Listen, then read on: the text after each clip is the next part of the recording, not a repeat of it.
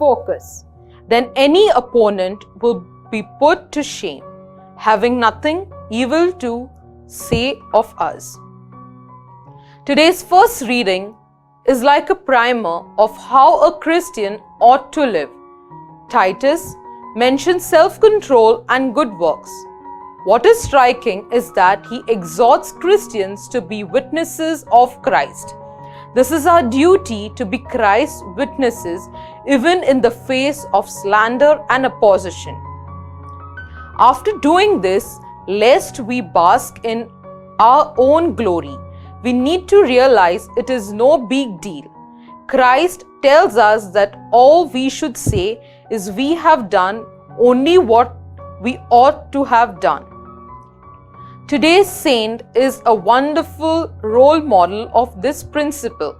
It is ironic that he is called Leo the Great. Great sounds pompous, as in Alexander the Great.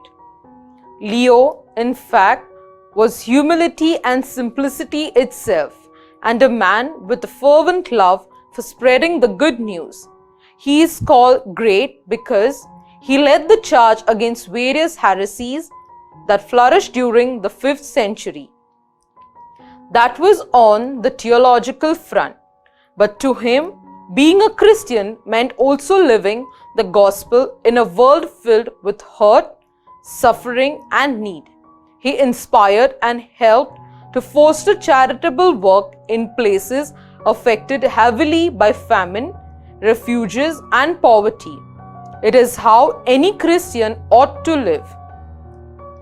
Fruit, let me decide how I will be an instrument to spread the good news to others, also through my good works.